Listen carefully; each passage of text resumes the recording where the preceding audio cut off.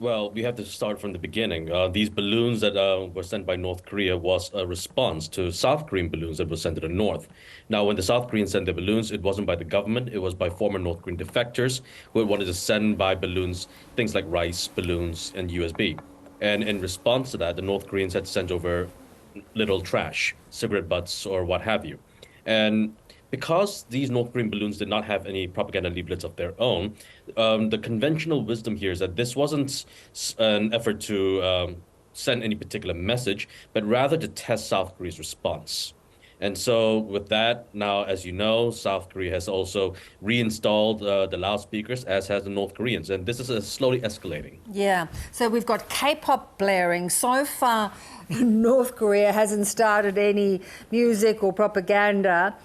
Um, it feels like this type of stuff had settled down, and we'd never seen, balloons full of trash sent over to the south.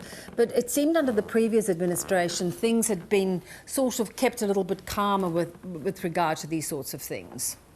Well, you're referring to the Comprehensive Military Agreement that was signed in 2018, and that was under the previous South Korean government.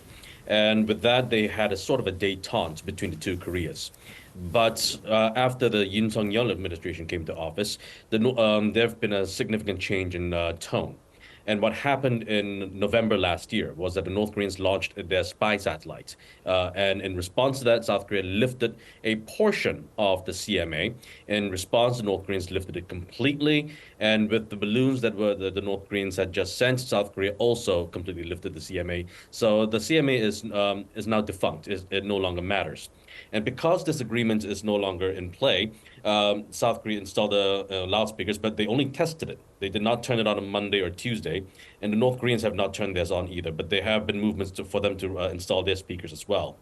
And so, what goes on from here is that we don't think anything's going to happen this week. The president is no longer in the country right now. He's on a 6-day tour of 3 Central Asian countries, and so it would be difficult to imagine that the military would try to turn on the loudspeakers, which would lead to some sort of escalation while the president is not in the country. Yeah, you think it would need his imprimatur. At the same time, South Korea, fired some warning shots because a couple of North Korean soldiers seem to have just misstepped more than necessarily deliberately doing it. It feels like it's getting a little dangerous. There's nothing to suggest that this was part of a coordinated campaign. There have been numerous instances where soldiers just overstep the border. It's not like there's a border, a literal line that people can see.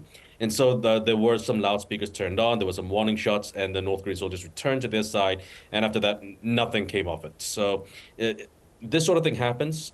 I don't think it's something to look too deeply into it. Yeah. So I'm interested in, John, what your thinking is if the president is, going on a bit of a trip to other parts of the region.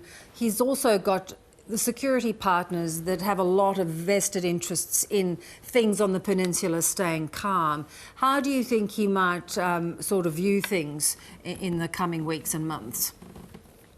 Well, right now, the president, by going on his trip to these 3 Central Asian countries, he is trying to say that he is confident that even though he's not in the country because of the U.S.-South Korea alliance and how it is ironclad, the word that they like to throw about very frequently, that they do not worry that the North Koreans would actually engage in some sort of an aggressive behavior. And so this is his way of showing confidence. But this sort of thing could escalate. In 2015, the North Koreans had actually fired on the South Korean loudspeakers in the past. And so would it actually go to that? If it goes to that, that could get really kinetic. Yes, it and could. so we're hoping that it doesn't get to that stage. Indeed. Pyongyang, meanwhile, is expected to ramp up activities ahead of the US elections. What do you think we can expect, and what influence do they hope to have? It's very unlikely that the North Koreans are doing anything based on U.S. elections at this point. The North Koreans have said numerous times that they do not trust either the conservative or progressive governments in South Korea, and they certainly don't trust the U.S. government. And at this point in time, they do not see any point in negotiations with either South Korea or the U.S. Their actions are based purely on their own calculus, and it's quite unlikely that they are really thinking about the US elections at this point. Interesting. John, great to get your perspective. Appreciate your time. Thank you. Thank you.